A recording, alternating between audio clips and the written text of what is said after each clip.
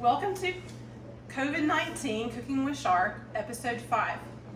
Today is a cold, rainy Saturday, and so there's nothing better to do than to go ahead and cook something yummy.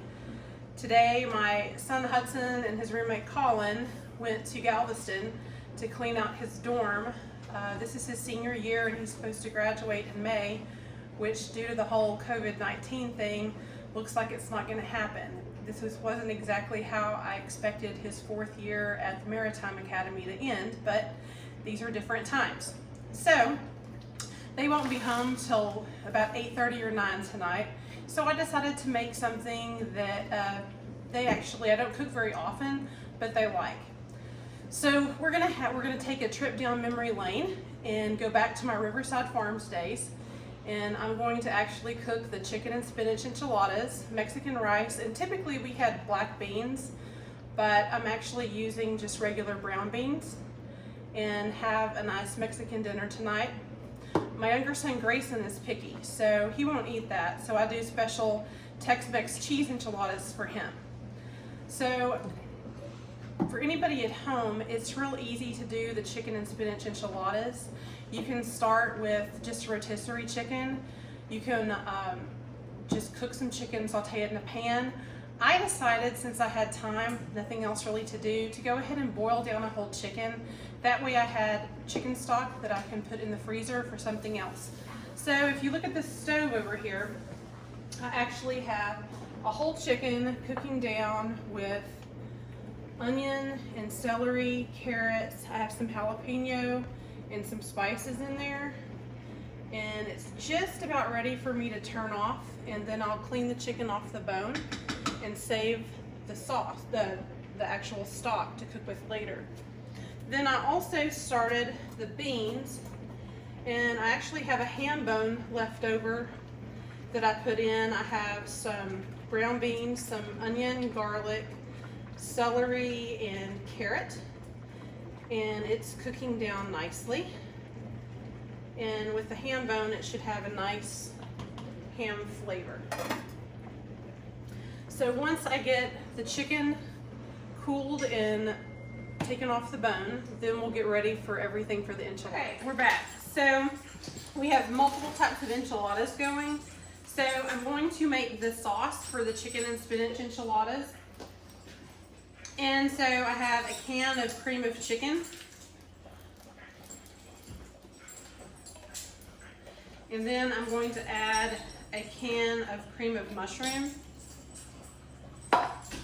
And I start out with 1 can. A lot of times I add more because I really like the sauce, but we'll see how much it makes. Usually I'm making a much bigger batch, so this might work.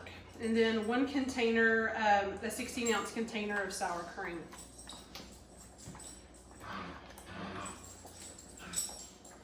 And it sounds like a really simple ingredients, but something about when you mix all that together, it's really pretty poignant.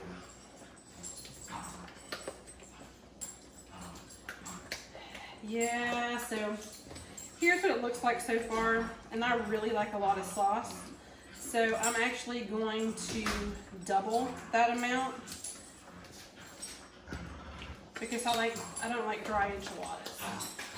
Okay, I doubled the amount. That looks a little bit better. I like a lot of sauce.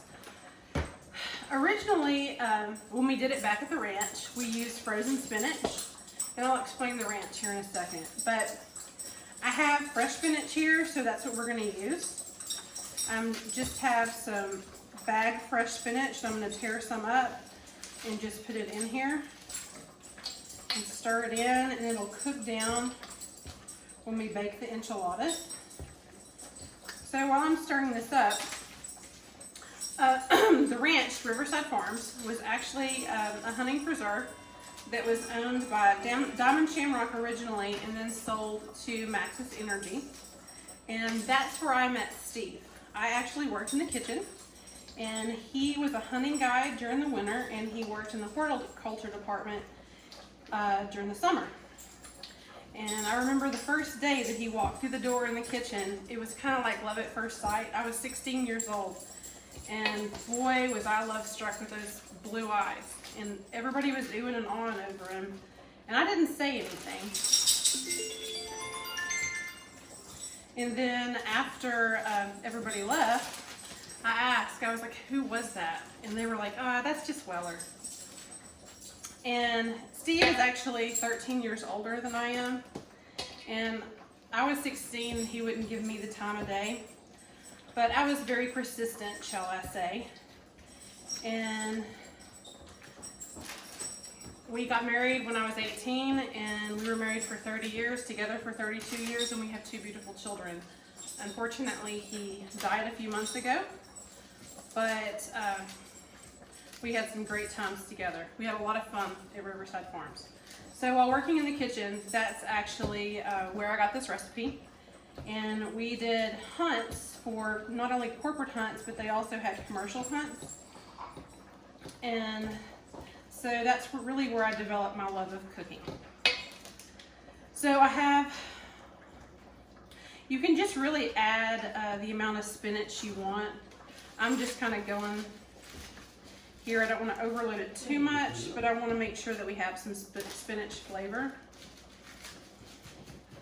I might save the rest to do something with later in the week. I have some Swiss chard actually growing out front in pots, and so I may combine the spinach and the Swiss chard for some sort of saute later in the week. So I'm going to set this aside. This is literally going to be the topping for our spinach and chicken enchiladas. I'm still waiting on the chicken to cool off before I actually prepare the enchiladas. But I told you that Grayson, my younger son, is picky, so we have to do special enchiladas for him. And these enchiladas are a Steve special. So Grayson, we just call them Grayson enchiladas, and I had to send him to the store to get, he only liked that Hatch Tex-Mex chili sauce, that Hatch Tex-Mex enchilada sauce. So I start with some Velveeta cheese, and I really didn't want to open a brand new block, so I had some Velveeta slices in the fridge. So you have different kinds of cheese. Ideally, Grayson is a picky child, but he absolutely loves the white Mexican grated cheese. That's his absolute favorite, and usually I have a bag in the refrigerator, but since he's been off at college, I haven't kept one on hand. So what we're going to do is we're going to mix some other cheeses. I have some other Mexican cheese here, and then a Mexican cheese blend. And literally I put, I'm sorry, that's my little doggy Willie. Willie is the cutest little doggy of all, but he is being a little pill right now. So just put some different kinds of Mexican cheese. Ready.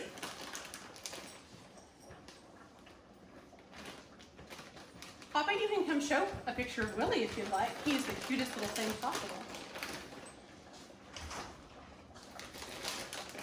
Pick him up and you can be on video. Then I also have the Mexican cheese blend. So Grayson's just a cheese hound. He loves cheese enchiladas.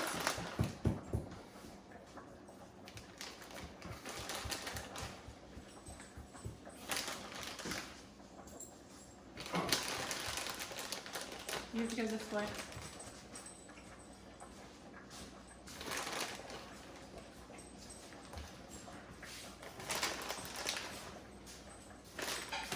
Okay, so this is Papa. Say hello, Papa. Hello. And this is Willie. Willie, he's my little show dog. And literally, he is a show dog. He is a dapple piebald dachshund. And unfortunately, after Steve died, my dachshund companion, Molly, of 10 years, died as well. So I decided I needed a new friend. And so I looked all over Texas and found Willie. And so on a whim, one of our ladies at church showed dachshunds. And so she talked me into going to an AKC show in Arkansas. And I took him, and the little rascal won. Yes, he got best in his little division. And then he got best of breed. So he's officially a show dog. Now, we may never do that again. I had to actually watch YouTube videos to see how to do the whole dog show thing. But it was a lot of fun.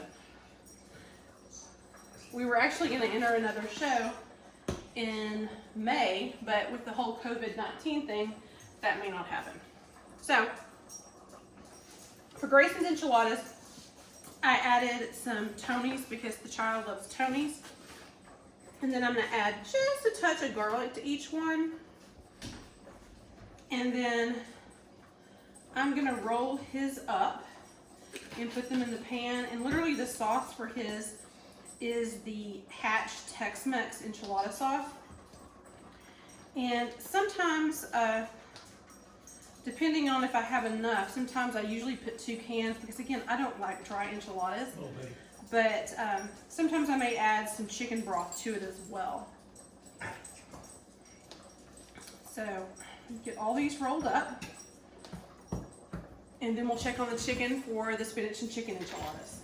Okay, finally I had my chicken cool enough. So literally in this bowl, this is the inside of the chicken and spinach enchiladas. Thank you, Papa. Papa's wine boy. Okay, so I have Monterey Jack cheese, and then I actually got out the Cuisinart and put in a small onion and 2 cloves of garlic and literally just pulverized it because I want the flavor. I really don't like the chunks. And then I cooked down my chicken and I have it in here. So I have the corn tortillas in the microwave and getting them hot where we can roll them easy. And so we're fixing to roll the enchiladas for the chicken. Let me grab them real quick. So we had a little snafu with Grayson's enchiladas. So I can't believe it, but I was actually out of the Hatch Tex-Mex sauce. So I sent him to the grocery store and he had to go to 2 different stores and he still couldn't find the Tex-Mex sauce. Apparently there's a run on enchilada sauce, who would have thought? So he's gonna be a big boy and we're going to try to do something different. So actually I have some Old El Paso red enchilada sauce, which hopefully he's gonna go with. And he got what he could find. There was hardly any enchilada sauce. And this is actually the chicken broth that I cooked down from the chicken. Let me get a spoon and spoon that over. I just want to make sure that the enchiladas aren't dry. I actually may have to try to find, well, I don't really have any others, so we're just going to have to deal with this. So then on top of his enchiladas, I have some garlic powder and some Tonys, because I told you he was a Tony freak. And then Explain what Tony's is. Tony Chachere's. So once this bakes a little bit, then I'll put some cheddar cheese on it. So usually it's a little bit thicker with the Hatch Tex-Mex, but we're going with what we have. Interesting times, we have to make revisions. So I have the chicken, the onion, the garlic, and the Monterey Jack cheese. I'm gonna add, the normal recipe doesn't call for any seasoning in it, but I told you I love seasoning. So I'm gonna add some garlic powder, some random enchilada seasoning for good measure. And again, I really don't measure anything. It's kind of bad, but I just do it by eye. And some Tonys, since we're already have the Tonys out. And I'm going to literally just toss it together. Because we want to make sure that we have a nice flavor for our enchiladas. So for Grayson's enchiladas, he likes the flour tortillas. And literally it was flour tortillas and the different kinds of cheeses. I added the garlic and the Tonys and rolled them up. So, but this calls for white corn tortillas. So I have the white corn tortillas and I have my mixture, and literally I'm just I heated them in the microwave where they're easier to roll. And so I'm going to roll the whole pan of enchiladas. So I have all the enchiladas rolled up here in the pan, and I have my sauce right here. So I'm going to put the sauce all over the top. And again, I like a lot of sauce. This just makes it nice and bubbly. Oh, it's amazing once you get everything on there. So get all this together. The beans are done. So after they cooked for about 2.5 hours with the ham bone and the carrot and all the onion, the garlic, the celery, then I added some cumin, and it was just cumin to taste, and some chili powder and some salt and pepper. And so those taste, they're ready to go. All I have to do is just heat those up before we serve. The kids are actually about an hour out on their way back from Galveston. So my son and his roommate go to the Maritime Academy. They both are unlimited third mates in Merchant Marines. So I'm very proud of both Colin and Hudson. And they're supposed to graduate A&M in May, but we've been informed that we won't have a graduation ceremony. So perhaps we have our own graduation ceremony and we have a special dinner to go with it. I don't know, we'll see.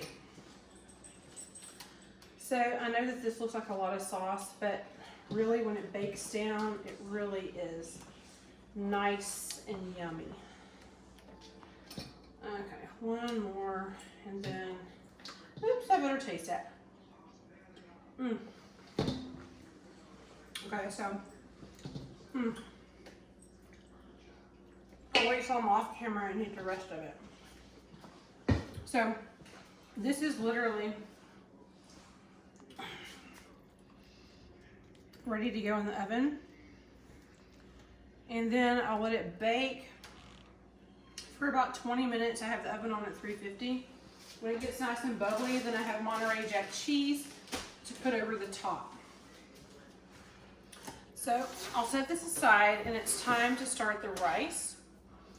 And literally, this is the rice that we did back at Riverside. So typically now I do Mexican rice a little bit different, but we're taking a trip down memory lane, so we're going to do it the old-fashioned way. So literally, I have some olive oil. I actually don't even know if we used olive oil back then. That was back in the early 90s, and I have just a little bit in here because I have 2 cloves of garlic, where is it, and 1 whole onion cut up in here, and I'm going to saute that before I add my rice and the other vegetables. So let me get this. And literally I just want to get the onion and garlic sauteed. And then I will add the tomato and bell pepper. And finally the liquid, I have 1 cup of rice, and I'm going to do 2 cups of liquid, and I have a mixture right here of the fresh chicken broth that I made and V8 juice. Normally I would have just done tomato juice, but I have V8 juice because that's what Dad drinks all the time, so that's what we're going to add. And I'm also going to add some seasoning. The original recipe calls for actually more rice. It actually calls for 2 cups of rice, so that's 4 cups of liquid. Then it has a teaspoonful of cumin, a teaspoonful of salt, and a teaspoonful of chili powder. And so I adjusted my ratios based on the amount of rice that I was making. Strangely enough, I have Hudson Grayson, my Korean son Ryan. He's the only one that really likes rice. Grayson won't touch it with a 10-foot pole. And Hudson and Shelby will eat it. I like it because it's just kind of takes me down memory lane. My brother Aaron, we have a third dinner going for him. He actually has tortillas with cheese and hamburger meat. So around here, you just never know what you're going to get. So as soon as this actually sautés down just a little bit, we get the onions cooked, I'll add the tomatoes and the bell pepper for the rice. Cook those down a little bit. We'll add the rice and the seasoning, and then I'll show you what it looks like. Okay, so we have our onions and our garlic cooking down.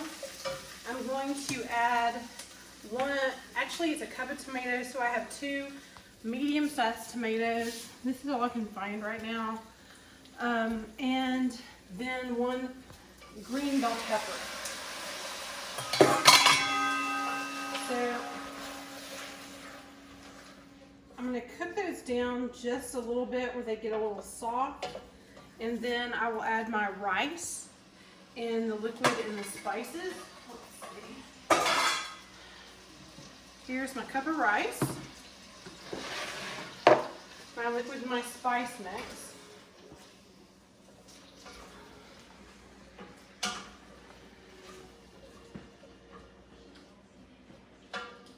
And again, I'm going back to Riverside Farms days where this is how we did the rice. I have the enchiladas ready to go in the oven, both types. And I actually came out with a nice jar full of chicken broth to put in the freezer.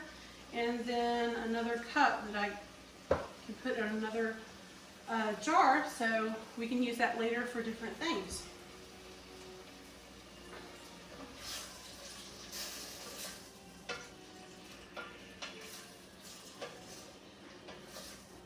So, one of the things about Riverside Farms, we lived there for a long time, probably 5-6 years, and that was Steve's dream job. But we recently lost one of the great folks from Riverside Farms, Les Epperton.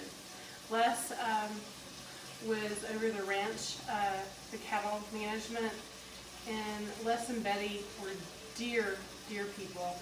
And they had 2 daughters, Angie and Kim. And I just want to say I'm so sorry for the loss of Les. Les was an amazing guy. And he always looked so handsome. He always was the typical cowboy with the long sleeve shirt, the cowboy hat, and the Wranglers. Les was just a really classic guy.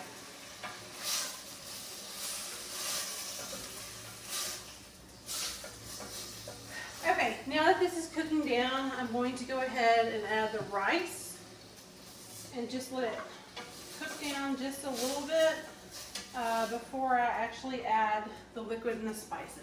Okay, so our vegetables are ready to add the liquid and the sauce. So I had 1 cup of rice. I'm adding my 2 cups of liquid, which is 1 cup of chicken broth and 1 cup of V8 juice. And then I have my spice mixture.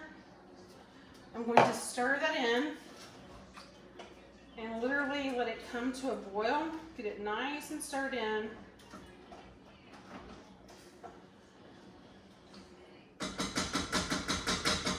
Let this come to a boil. I'm going to put the lid on it and reduce the heat and put it on low for 20 minutes. Okay, so I have been watching TV and totally forgot. So I just now put a pound of mozzarella cheese. I know that sounds like a lot, but oh well, on top of the spinach and chicken enchiladas. And on Grayson's enchiladas, I put the rest of the Mexican cheese, and then I put some Monterey Jack cheese as well. I'm going to put these in the oven and finish them off. When the cheese is nice and bubbly and brown, then it's ready to go. I have my rice made, so I already have it in a bowl here where I can heat it up.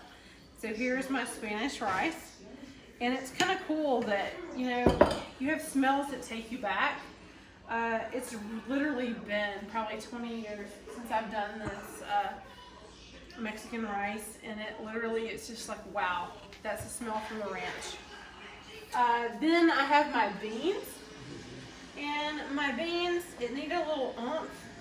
So I actually put 2 beers in here for the liquid and cooking them down.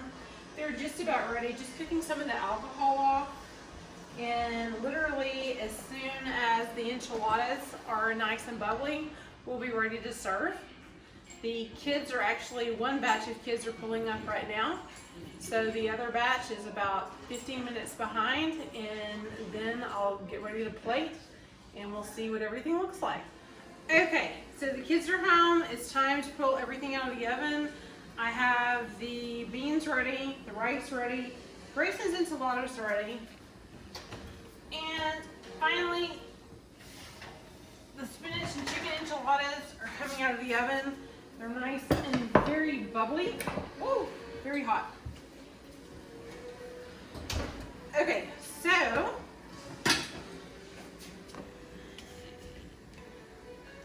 to plate, and these are really bubbly. Oh boy.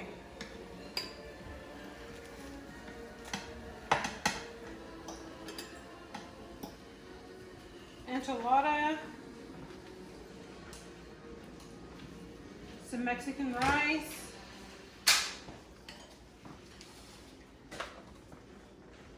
beans. Normally I would have a garnish like cilantro, but I don't have one tonight, so we're just gonna have to pretend. So here's our plate. Bon appetit.